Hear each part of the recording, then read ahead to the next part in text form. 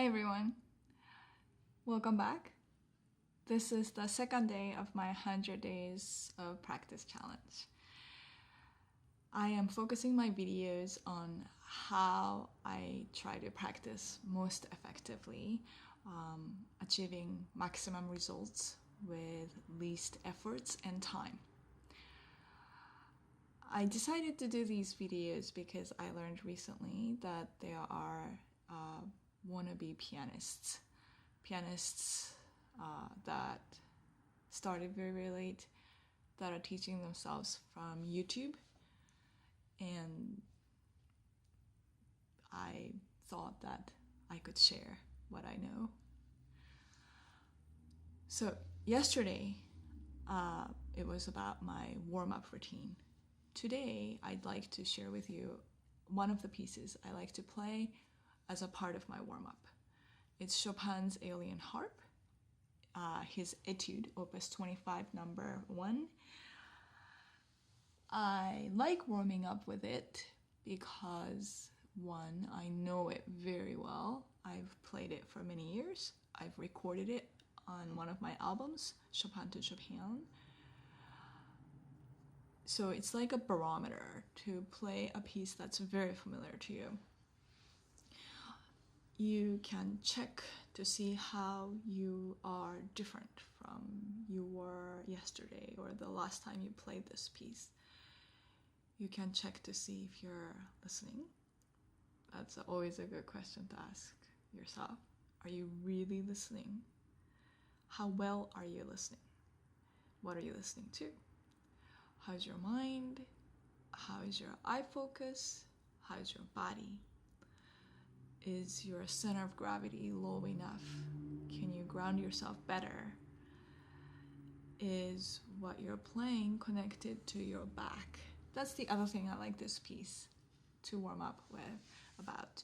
So it's a lot of very wide arpeggios that require me to stretch my fingers and have to, adjust my wrists flexibly so that I can accommodate my fingers to play these wide arpeggios that require me to rotate my hands.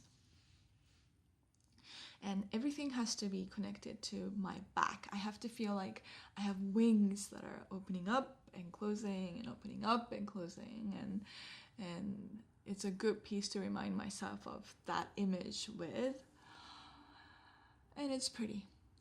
So here it goes. It's a famous piece. Many of you are familiar with it. It goes like this.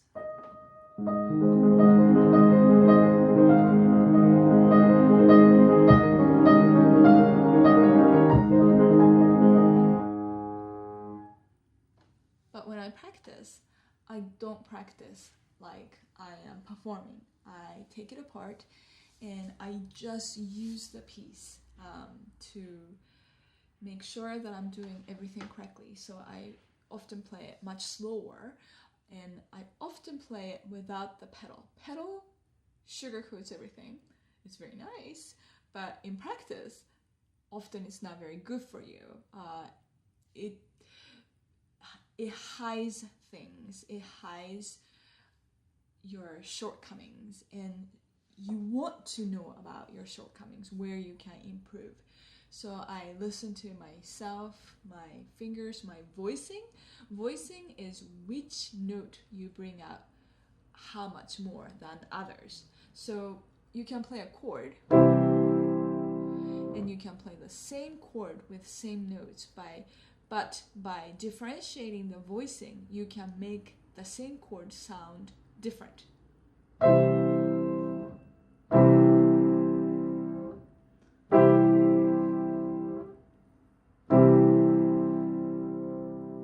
So in this, it's a broken chord arpeggio. If I were to play it like this,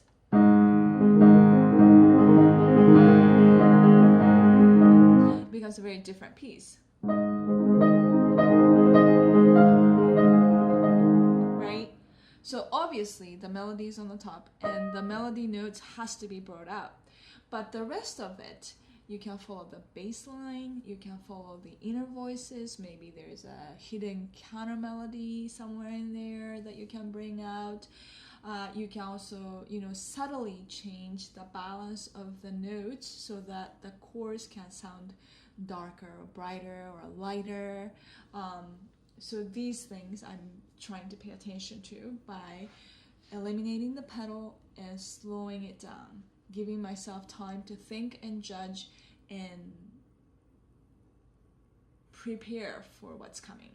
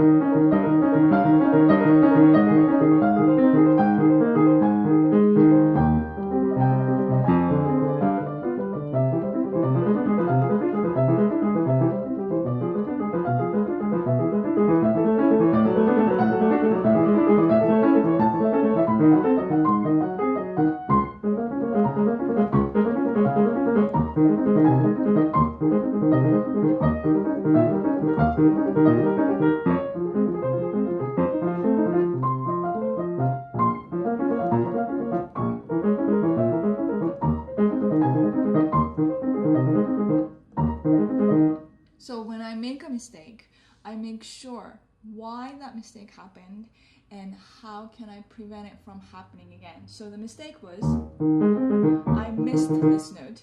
The reason why was because I wasn't really balanced on my fourth finger. I didn't know, I sort of landed without exactly knowing where the E flat was. So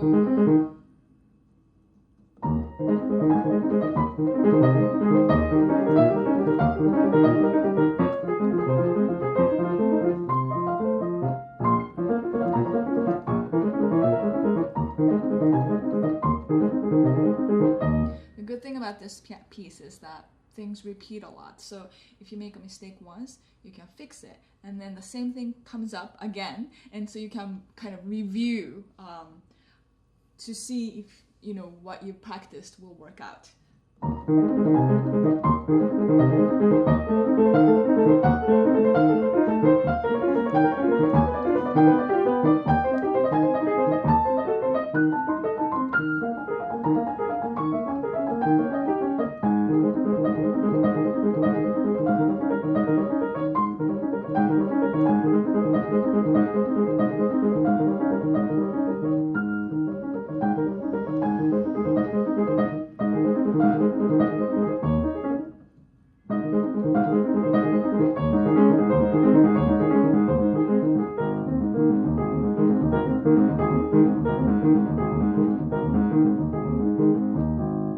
That earlier mistake, that was totally a focus problem. I was thinking whether I should pedal the last arpeggio to make it nice to give you a dessert or not, and I decided not.